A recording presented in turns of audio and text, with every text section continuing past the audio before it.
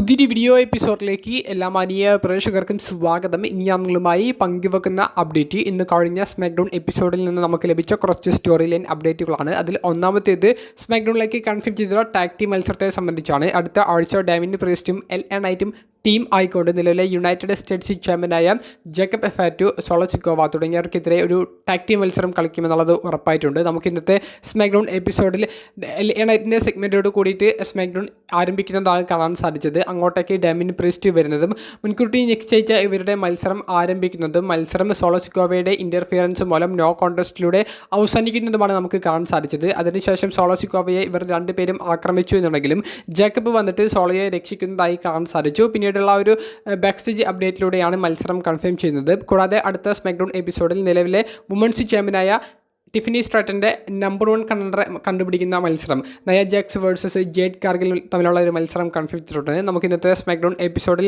ഒരു women's tag team മത്സരമാണ് main ഇവൻറ്റിൽ കാണാൻ സാധിച്ചത്. മത്സരത്തിൽ ജേഡ് കാർഗിൽ, ടിഫനി സ്ട്രാറ്റൻ തുടങ്ങിയവരുടെ ടീം വിജയിച്ചു എന്നുണ്ടെങ്കിലും മത്സരശേഷം നയോമി ഈ ടീമിനെയൊക്കെ ആക്രമിക്കുന്നതായി നമുക്ക് കാണാൻ സാധിച്ചു. നയ ജാക്സ് വേഴ്സസ് ജേഡ് കാർഗിൽ തമ്മിൽ ഒരു ഗംഭീര മത്സരം അടുത്ത ആഴ്ച പ്രതീക്ഷിക്കുന്നുണ്ട്. കൂടാതെ അൺഡിസ്പ്യൂട്ടഡ് WWE ചാമ്പ്യനായ ജോൺ സ്നേഡ് റിട്ടേൺ ചെയ്തിട്ടുള്ള സെഗ്മെൻറ്റും അടുത്ത സ്മാക്ഡൗൺ എപ്പിസോഡിലേക്ക് കൺഫേം ചെയ്തിട്ടുണ്ട്. നമുക്ക് ഇന്നത്തെ സ്മാക്ഡൗൺ എപ്പിസോഡിൽ റാൻഡി ഓർട്ടൺ, അതായത് ബാക്ക്ലാഷിലെ ജോൺസിനയുടെ എതിരാളിയായ സൂപ്പർ താരമായ റാൻഡി ഓർട്ടൻ്റെ സെഗ്മെൻറ്റ് കാണാൻ സാധിച്ചു.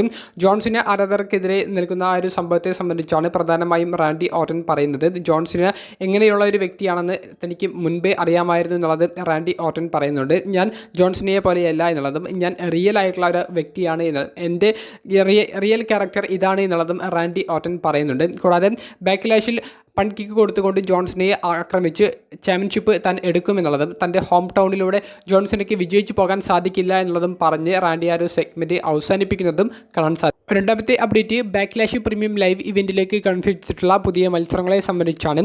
പാറ്റ് മെക്കഫി വേഴ്സസ് ഗിന്തർ തമ്മിലുള്ള ഒരു സിംഗിൾസ് മത്സരം കൺഫേം ചെയ്തിട്ടുണ്ട്. നിലവിൽ ഗിന്തറിനെ അവർ സസ്പെൻഡ് ചെയ്തിരിക്കുകയാണ് എന്നുണ്ടെങ്കിൽ പോലും പാറ്റ് മെക്കഫി ഒരു മത്സരത്തിന് ചലഞ്ച് ചെയ്തു. അങ്ങനെയാണ് മത്സരം കൺഫേം ചെയ്യുന്നത്.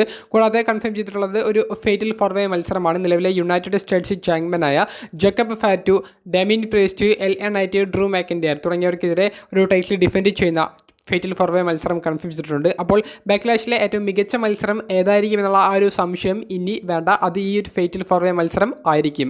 മൂന്നാമത്തെ update solo Sikoa, Jacob Fatu തുടങ്ങിയവർക്കിടയിലെ പ്രശ്നങ്ങൾ ഇന്നത്തെ സ്മാക്ഡൗണിലൂടെ കുറച്ചും കൂടി രൂക്ഷമാകുന്ന ഒരു ബിൽഡപ്പിലേക്ക് അവർ എത്തിച്ചിട്ടുണ്ട്. അതായത് ഇന്നത്തെ സ്മാക്ഡൗൺ എപ്പിസോഡിൽ ജേക്കബ് ഫാറ്റു വന്നിട്ട് സോളോ സിക്കോവയെ, ഡാമിൻ പ്രീസ്റ്റ്, LA നൈറ്റ് തുടങ്ങിയവരുടെ ഇടയിൽ നിന്ന് രക്ഷിക്കുന്നുണ്ട്. അതിനുശേഷം നടന്ന ഒരു ബാക്ക് സ്റ്റേജ് സെഗ്മെൻറ്റിൽ നിക് ഓൾഡിസ് ഒരു ട്രിപ്പിൾ ത്രെറ്റ് മത്സരമാണ് ബാക്ക്ലാഷ് പ്രീമിയം ലൈവ് ഇവൻറ്റിലേക്ക് കൺഫേം ചെയ്യുന്നത്. അപ്പോൾ സോളോ സിക്കോവ പറയുന്നുണ്ട് ഡ്രൂ മാക്കിൻഡയർ ആണ് യഥാർത്ഥത്തിൽ നമ്പർ 1 കണ്ടൻഡർ, അപ്പോൾ ഡ്രൂ മാക്കിൻഡയറിനല്ലേ മത്സരം കൊടുക്കേണ്ടത് എന്നുള്ളത്. നിക് ഓൾഡിസ് ഇത് നേരെ ഡ്രൂ മാക്കിൻഡയറിനെയും കൂടി ആഡ് ചെയ്ത് ഫേറ്റൽ ഫോർവേ ആക്കുന്നതാണ് നമുക്ക് കാണാൻ സാധിച്ചത്. അപ്പോൾ ജേക്കബ് ഫാറ്റു നിക് ഓൾഡിസിനും അതുപോലെ തന്നെ സോളോ സിക്കോവയ്ക്കുമുള്ള ഒരു വാർണിംഗ് പോലെ ആരെ തൻ്റെ മുന്നിലേക്ക് കൊണ്ടുവന്നാലും താൻ വിജയിക്കുമെന്നുള്ള ഒരു വലിയൊരു വെല്ലുവിളി നടത്തിയിട്ടാണ് അവിടെ വിട്ടു പോകുന്നത്. അപ്പോൾ സോളോ സിക്കോവയോട് നിക് ഓൾഡിസ് അവസാനം പറയുന്നുണ്ട് ജേക്കബ് ഫാറ്റുവിനെ നീയാണ് ചതിക്കുന്നത് എന്നുള്ളത്. അപ്പോൾ ജേക്കബ് ഫാറ്റു ഈ ബാക്ക്ലാഷ് പ്രീമിയം ലൈവ് ഇവൻറ്റിൽ ഇനി എങ്ങാനും ചാമ്പ്യൻഷിപ്പ് മത്സരത്തിൽ പരാജയപ്പെട്ടാൽ അത് സോളോ സിക്കോവയ്ക്കെതിരെയുള്ള തുറന്ന യുദ്ധത്തിന് വഴിയൊരുക്കും. അതിൻ്റെ ഒരു സ്റ്റെപ്പ് ബൈ സ്റ്റെപ്പ് ബിൽഡിൻ്റെ ഒരു മേജർ പോയിൻ്റാണ് നമുക്ക് ഇന്നത്തെ സ്മാക്ഡൗണിൽ കാണാൻ സാധിച്ചത്. ഇൻട്രസ്റ്റിംഗ് ആയി തന്നെ ഇവർ തമ്മിലുള്ള ഒരു സ്റ്റോറി പോകുന്നുണ്ട്. ഇതിൽ ആര് ഫേസ് ആകും, ആര് ഹീലാകും എന്നുള്ളത് ഇപ്പോഴും സംശയകരമായിട്ടുള്ള ഒരു ക്യൂരിയോസിറ്റി നടത്തുന്ന ഒരു ചോദ്യം. നാലാമത്തെ അപ്ഡേറ്റ് അലിസ്റ്റർ ബ്ലാക്കിനെ സംബന്ധിച്ചാണ്. അലിസ്റ്റർ ബ്ലാക്ക് WWEയിലേക്ക് കഴിഞ്ഞ സ്മാക്ഡൗൺ എപ്പിസോഡിലൂടെയാണ് തിരികെ വന്നത്. മിസും അലിസ്റ്റർ ബ്ലാക്കും തമ്മിലുള്ള മത്സരത്തിൽ മിസിനെ പരാജയപ്പെടുത്തിക്കൊണ്ട് ബ്ലാക്ക് റിട്ടേൺ ചെയ്ത് ആദ്യ മത്സരത്തിൽ വിജയിക്കുന്നതാണ് നമുക്ക് കാണാൻ സാധിച്ചത്. അലിസ്റ്റർ ബ്ലാക്കിൻ്റെ നെക്സ്റ്റ് പ്ലാൻ എന്ത് എന്നുള്ളത് വളരെ വ്യക്തമായി സ്മാക്ഡൗൺ എപ്പിസോഡിലൂടെ കാണിച്ചു തന്നിട്ടുണ്ട്. അത് കാർമെലോ ഹെയ്സ് ആയിരിക്കും എന്നുള്ളത് ഏകദേശം ഉറപ്പായിരിക്കുന്നു. കാർമെലോ ഹെയ്സും അലിസ്റ്റർ ബ്ലാക്കും ഫേസ് ടു ഫേസ് വരുന്ന ഒരു ഭാഗങ്ങളൊക്കെ അവർ നല്ല രീതിയിൽ ഇന്നത്തെ സ്മാക്ഡൗൺ എപ്പിസോഡിൽ കാണിച്ചിട്ടുണ്ട്. ബ്ലാക്കും കാർമെലോ ഹെയ്സും ഏറ്റുമുട്ടിയാൽ ബ്ലാക്കിന് തന്നെയാണ് വിജയ സാധ്യതയുള്ളത്. പക്ഷേ മിസിനെതിരെ അനായാസം വിജയിച്ച ഒരു രീതിയായിരിക്കില്ല ബ്ലാക്ക് കാർമെലോ ഹെയ്സിനെതിരെ നേടാൻ പോകുന്നത്. Carmelo Hayes Andre the Giant memorial battle റോയലൊക്കെ വിജയിച്ച് പുഷ് കിട്ടിങ്ങനെ നിൽക്കുന്ന ഒരു സമയമാണ്. ബ്ലാക്കിനെതിരെയുള്ള സ്റ്റോറിയിൽ കാർമെലോ ഹെയ്സ് ഒരൊറ്റ മത്സരം കൊണ്ട് അത് അവസാനിപ്പിക്കുമെന്നും തോന്നുന്നു. ഏറ്റവും അവസാനമായി പങ്കുവെക്കാനുള്ളത് സ്മാക്ഡൗൺ എപ്പിസോഡിൻ്റെ മിഡ് കാർഡ് ഡിവിഷനെ സംബന്ധിച്ചാണ്.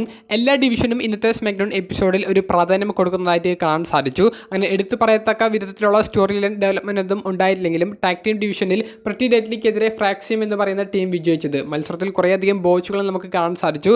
നെറ്റിപ്പൊട്ടി ചോര വരുന്നതും അതിനെ തുടർന്ന് കറക്റ്റ് ടൈമിൽ കിക്ക് ഔട്ട് ചെയ്യാത്തതും അങ്ങനെ കുറേയധികം ഒരു അഡ്ജസ്റ്റ്മെൻറ്റ് ആ മത്സരത്തിൽ നടന്നതായി കാണാൻ സാധിച്ചു. മത്സരത്തിൽ ഫ്രാക്സിയം പ്രറ്റി ഡെഡ്ലിയെ പരാജയപ്പെടുത്തിക്കൊണ്ട് ടാഗ് ടീം ഡിവിഷനിലേക്ക് ഒന്നും കൂടി അവരുടെ ഒരു വെല്ലുവിളി അവർ ഉന്നയിക്കുന്നുണ്ട്.